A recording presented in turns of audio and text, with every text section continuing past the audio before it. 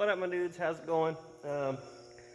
Still out here messing with the suspension trunnion pivot thing. Some of you guys call it different things.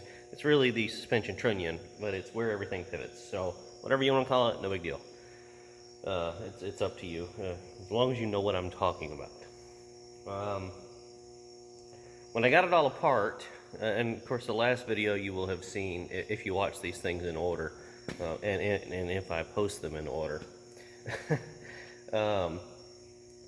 you'll see where I had started taking it apart, and I had pulled the cap off, and I showed you how nasty and petrified the grease was, and the off color actually. You know, GAA is kind of like a tan, a light tan color. The off color is because that grease actually picks up and dissolves the red phosphate or red oxide primer from the insides of this stuff, and it takes on that red color. Found out that this thing actually did not still have the old roller bearings in it. What it had is, of course, races. Either way, you've got to have races. And it had the same bushings that we'll be putting in it. The difference is these things are old and they were rusty and pitted. And because when they installed these, and I'm assuming when they installed these, they did it because the bearings failed, and they probably did it at the same time they replaced all the dog bones. When I got the truck, all of the dog bones had been replaced in the not too distant past. So I assume they probably did it all at the same time in order to get this thing out of the motor pool and DX it, send it to Dermo. So when they did this, they did not set a good preload on these, and that caused it to damage itself and lose the clearances that it needed. And when you do this update, when you go from the bearings to the bushings, you're supposed to add a grease circuit if one is not existent. And apparently they just wanted to get this thing out, and they didn't bother to drill the hole, thread it, and put a grease circuit in. So that's what led me to believe that this still had the bearings in it, because it had excess slack and there was no grease circuit. So common sense would dictate that it probably still had bearings in it, right? So that's not the case.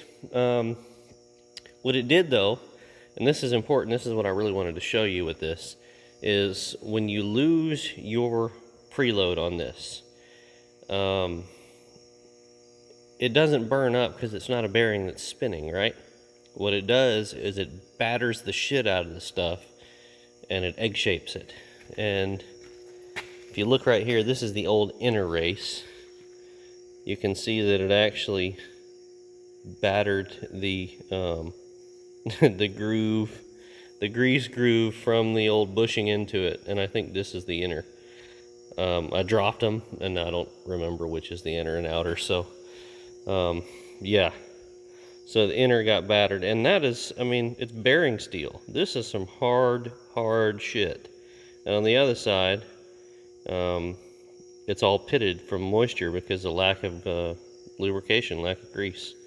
So if this thing had a grease zerk on it, I would have been greasing it the whole time I have owned the truck, but it didn't. So I figured eventually I'd have to do this job, and here I am. Now these,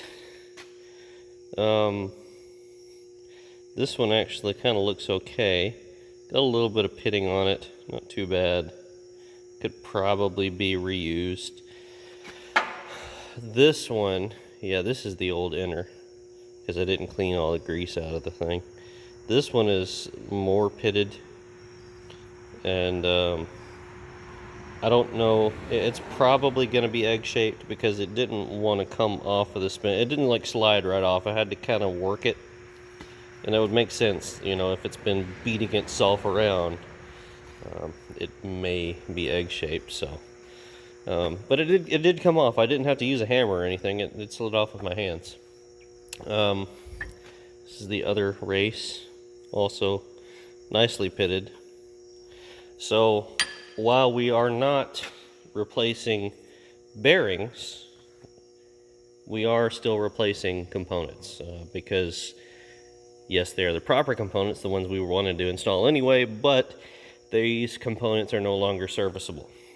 So what we'll be doing is we'll be installing the new versions of these, which we got from Big Mike, our sponsors over there, into our suspension trunnion housing, or bearing housing, or whatever you want to call it. And spent 2 days now cleaning this thing up, sandblasting it, painting it, priming it. The main thing was inside the pockets where the U-bolts go, just scale rust and scale rust, and it's taken a lot of spending time in that thing right there, and needle scaling down in the holes, and then treating it with phosphoric acid. Ospo. It's not phosphoric, it's something longer than that, but I always forget the whole word. It's orthophosphoric acid. There you go. This stuff kills rust. Absolutely, it destroys it. So, and I apply it with an acid brush for acid. Who would have guessed? So the importance of that is you've got to neutralize the rust down in there. Otherwise, it's just going to start rusting again, and that's not a place you can really get to maintain, right? Down in the U-bolt pocket on there. Collects water, collects dirt. Yeah. So, that will be done. I'm going to let it cure tonight. Then I got to flip it over. The OSPO has to dry overnight. So, I've got to wait for it to dry overnight, then I got to flip it over, prime it tomorrow on the top and down in the holes, and then paint it, and then wait. I got to wait at least a few hours for that before I start putting it all back together. So I've already painted the U-bolts. They're hanging right there, primed and painted. Then we got to drive the races in and get our new bushings and put them in, pack it with grease, of course. Got a drill and tap for 1/8 NPT. I'm going to put mine on the cap so it will force grease all the way through and out the back, instead of in the center where it doesn't grease the front bushing. So we got some of these little shorties, 1/8 inch NPT. Yeah, those should work great. Easy to install. Drill a 5/16 hole, tap it for 1/8. What else am I missing here? Grease it with Mystic JT6. Of course, I'm going to pack the whole thing with grease first. That way we don't have to use 2 whole tubes of grease to actually get some grease in the thing. I feel like there's something else I'm forgetting. Guess I shouldn't have been starting on those first, huh? I don't know. I really don't. There's something else I wanted to say, but I can't remember for the life of me. And you guys are no help because you can't talk to me right now. Oh. Yeah. The nuts on this. This is, I mean, if it looks familiar, it's because you've obviously serviced a wheel bearing before. This is the same size spindle, same thread and all, as you'd have inside your hubs. And in fact, it is the same size nut, the same size lock nut, and the same retainer. The only difference is you've got this key here that sits in this keyway to keep the outer bushing from spinning. You don't, for some reason it was okay that the inner bushing turns, but they didn't want the outer bushing turning. See, it's keyed. So it is important to have that. So it's a 3-inch 8-point, same as your hubs and spindles. Now the difference here is, and I haven't I haven't looked in the TM to see the preload spec, but it's not the same as your hubs. You're gonna preload this, you're gonna tighten this more, okay, because these are not roller bearings and they're not spinning. So they're not going to accrue the amount of heat that the wheel bearings would. And you don't want the slack on these to let the spring pack and all move. You see what it did. I mean, it destroyed a bushing in a race. You don't want any slack there to move around. This is not getting hot. It's not expanding when you're running down the road. So you don't need to tighten it down and then break the nut loose and back it off a quarter turn like you would with a wheel bearing to give it room for expansion. You're going to want to preload this tighter. If you really have to have it, go in the TM. I think it's the number either 2 or 3 organizational level maintenance TM.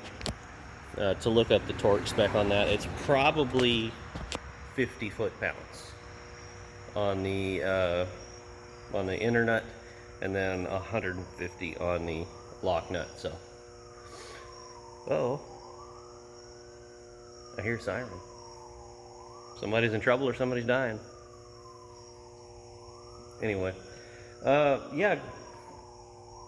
Thanks for watching, guys. Be sure to check out our sponsors listed in the description below, and like and subscribe, and we'll see you later. Peace. I think it's a fire truck. Sounds like a fire truck. Yep, it's a fire truck. That thing has a 12-valve Cummins in it. I used to drive that truck when I was on the department. Later.